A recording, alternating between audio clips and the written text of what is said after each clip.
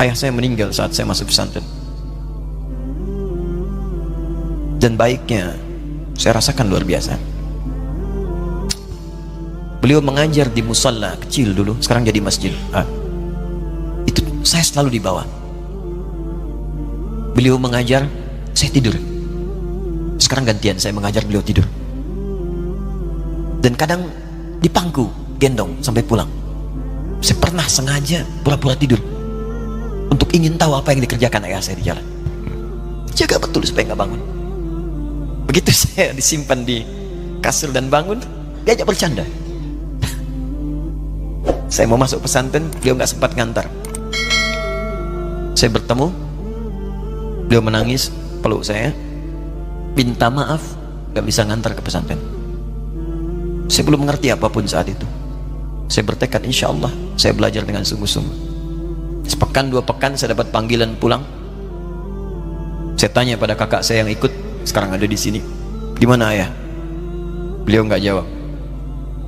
Sampai di Bandung, paman saya, beliau sekarang Sekom MUI Jawa Barat, langsung menyampaikan, nampaknya nggak akan terkejar sampai sana, mungkin sudah dimakamkan.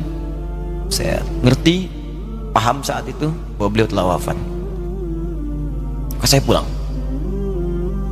Maghrib saya sampai, saya dapati ibu di ruangan tengah.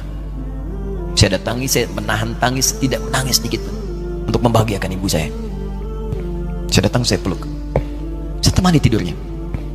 Itu pertemuan saya dengan ayah saya terakhir di mimpi. Saya bermimpi melihat sudah pakai kemeja, tersenyum, mendadahi saya. Sudah. Besoknya saya cari ke kamar, ternyata Allahu Akbar, apa yang selama ini saya pelajari di pesantren, kitabnya sudah ada di kamar semua, sudah disiapkan. Saya menangis saat itu. Saya bawa mushaf. Jadi bapak saya, ayah saya, itu bajunya pun saat wafat dibagikan kepada sahabat-sahabatnya. Bajunya, kitab-kitab ini dibagikan. Ibu saya menunjukkan kemudian ada jam yang nanti nak pakai. Saya bilang, simpanlah. Saya bawa mushaf.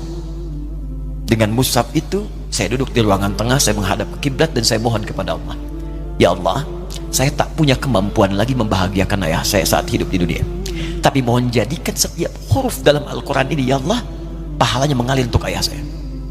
Begitu saya bacakan saat itu, tak bisa saya berhenti, dan tiba-tiba langsung masuk ayatnya, artinya, posisinya, nomornya, gak pernah berhenti, masuk. Saya bertekad ingin berbuat baik. Puncaknya saya sekolah. Ibu, ya Allah, saya ingin berbakti pada ibunda saya. Anda tahu apa yang terjadi? Demi Allah saya katakan, ketika Anda bersabar, ibu saya, Bu, Pak, itu krisis 97 Pak. Waktu krisis saya masuk pesantren, saya diberikan sempurna bekal seperti anak-anak lain. Rupanya ibu saya sudah tanya kepada santi-santi, orang tuanya, berapa bekal Anda kasihkan? Dikasih yang paling tinggi itu dikasihkan pada kami tiap bulan. Saya terima. Satu kali libur saya pulang dari jauh, ibu saya tersenyum melihat sedang jemur pakaian, melihat saya. Begitu saya tiba, kaget saya. Kok pakaian ibu saya, pakaiannya nggak cocok dipakai gitu. Ini bukan pakaian ibu saya, kayak kain pel lah kalau sekarang. Saya masuk ke rumah, saya kejar, saya buka pakaiannya, lemarinya, saya nggak temukan sedikit pun. Saya kejar kakak saya, dia sudah siapkan makan. Kak perempuan kami yang kedua, mana pakaian ibu saya? Perhatikan jawabannya. Dia menangis saat itu.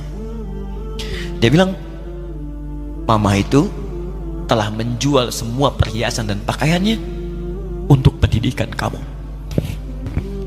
Jual. Untuk kita katanya.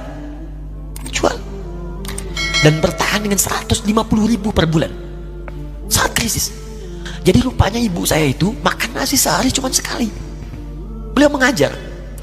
Di berangkat sekolah itu cuma makan pisang, minum kopi, makan nasinya malam. Saya bilang, ya Allah, saya akan ganti baju ibu saya dengan kain ihram dan saya ganting tangannya di Masjidil Haram. Itu apa yang terjadi? Begitu saya kuliah di Libya, alhamdulillah, saya berangkat, saya mulai mengajar, saya serius belajar. Saat itu kemudian Allah mulai berikan jalan. Saya ingin sungguh-sungguh. Malam saya bangun, saya sholat, saya belajar, saya menghafal Quran, saya belajar riwayat Quran. Sampai puncaknya tiba. Saya ditugaskan pemerintah Indonesia saat itu untuk jadi petugas haji di Mekah. Saya telepon ibu saya. Saya bilang, Ma, saya insya Allah akan haji 2010. Saya telepon Februari saat itu. Saya dengar suara, terbayang wajahnya indah, senyuman, bahagia. Alhamdulillah, nak. Kapan berangkat? Tahun ini insya Allah. Saya bilang, dan saya tidak akan pernah berangkat kecuali mama pun akan berangkat. Terdengar nada pesimis tapi senyum. Dari mana katanya? Allah akan kasih, saya bilang. Saya sedang bekerja berusaha karena Allah, mustahil Allah akan sia-siakan gitu.